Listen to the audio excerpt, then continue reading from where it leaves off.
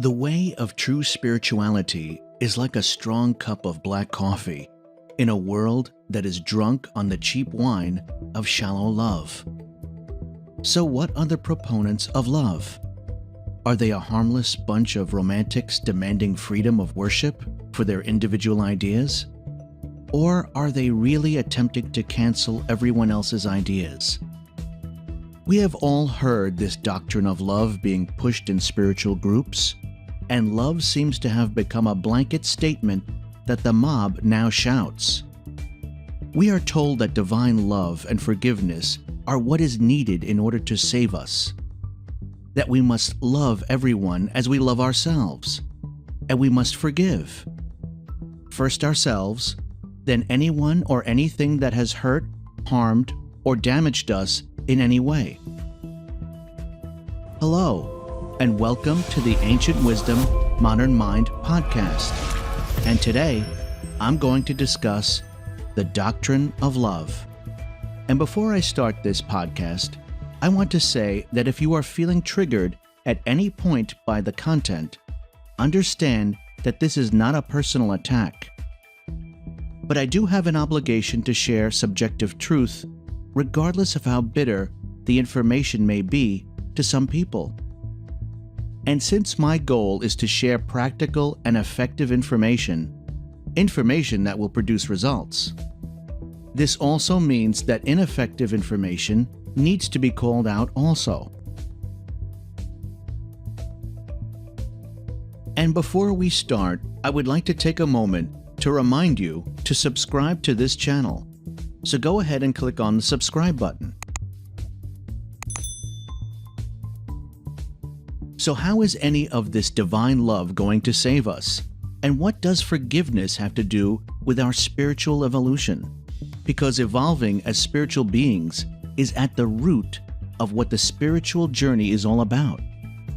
We seek to grow and evolve beyond our humanity, to become more aware and develop our critical understanding of not only who we are, but also the true nature of reality. Spirituality is a way of action.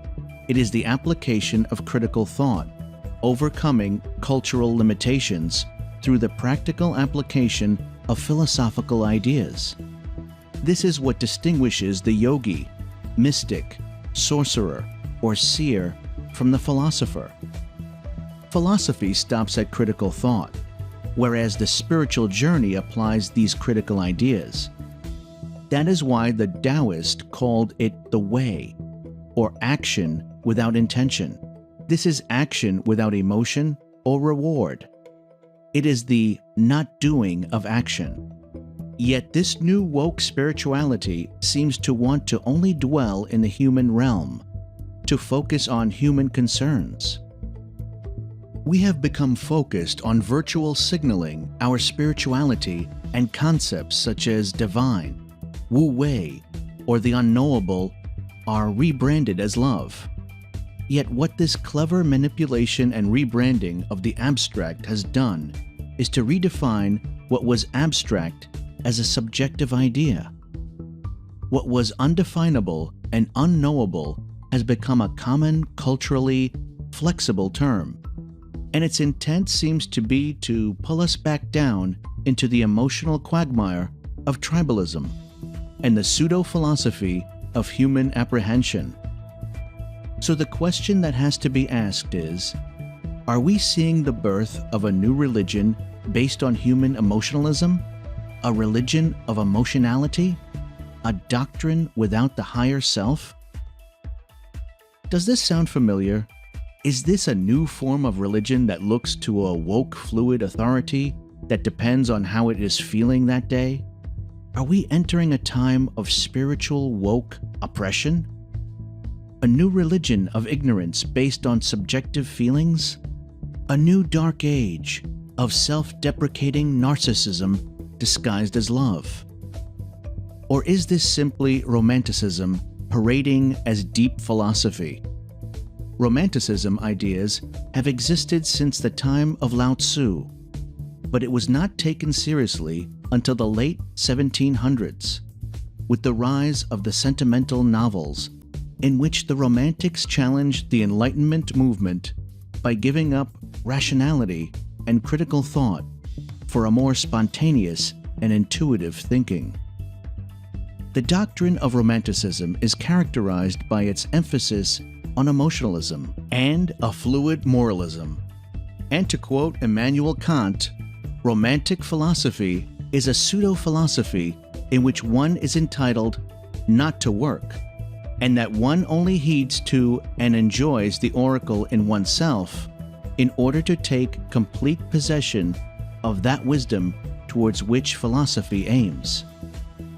Immanuel Kant, 1724 to 1804. And surprisingly, even the occultist Aleister Crowley in 1904 spoke of the rise of communism and censorship in the Book of the Law. This time period would have also been in the grip of a Romanticism cycle, which reached its peak with World War II. If we are again in a Romanticism cycle, does this imply that spiritual thought has again degenerated into a game that people use to climb the social hierarchy? Have we devolved into a religion of covert narcissism? A religion of virtue signaling? Of feelings and moral fluidity? Has the 21st century, because of its compassion and liberal respect for diversity, given rise to a new vocal ideological discrimination? Or have we simply empowered the doctrine of narcissistic love because social media encourages expression through pictures rather than through critical thinking? Common sense tells me that the doctrine of love is not trying to sell us a type of spirituality or philosophy in which we can freely explore, but instead what we are being sold is an ideology in the same way religious dogma sells its ideology. And while the idealists are easy prey to this doctrine of love, and they willingly buy into this pseudo-philosophy, I have to ask, are we also in danger of falling into a hypocrisy that demands worship of an ideology that is attempting to cancel everyone else's ideas? If you ask the question, what do you mean by love? And once the proponents of love have exhorted their repetitive response of love is everything, love is our very essence, and love is the fabric that together, with pure consciousness, created the universe. Once they come to the realization that their repetitive propaganda has reached the point of zero returns, once they find that their shallow rhetoric runs its course, and they have nothing left, no rational or philosophical points, this empty ideology finally resorts to attacking with emotional triggers by asking, "Who hurt you?" They try to drag you back into their emotional frame by shaming you and shut down the discussion. And they do this because they never intended it to reach that point of critical thought. The proponents of the love doctrine never intended love consumed by their own emotions. They no longer know the meaning of love. And to quote St. Thomas Aquinas, "To love is to will the good of the other." But to such people, love now, colloquially, means to affirm the ideas of another. If you don't affirm their truth, then that is now unloving. The question we need to ask is, what are the proponents of love? Are they a harmless bunch of romantic hypocrites demanding freedom of worship for their subjective thoughts and ideas? Or are they attempting to cancel everyone else's ideas? And will this resurgence of Romanticism's political ideology infect the critical thinking of spiritual truth?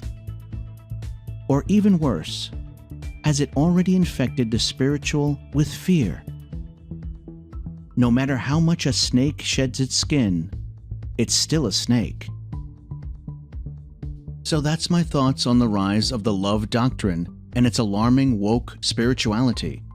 And I hope that this will stimulate your own critical thoughts, and that this also encourages you to explore and learn about yourself, and to continue your journey.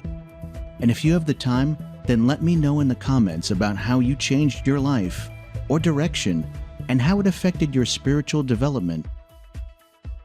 And if you like the podcast, I would like to also take a moment to remind you to subscribe to this channel or sign up to the newsletter if you would like to be notified when I release new content.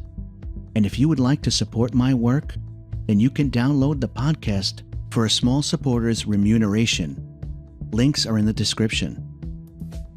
Here's to you and your fulfillment and growth into every tomorrow to come.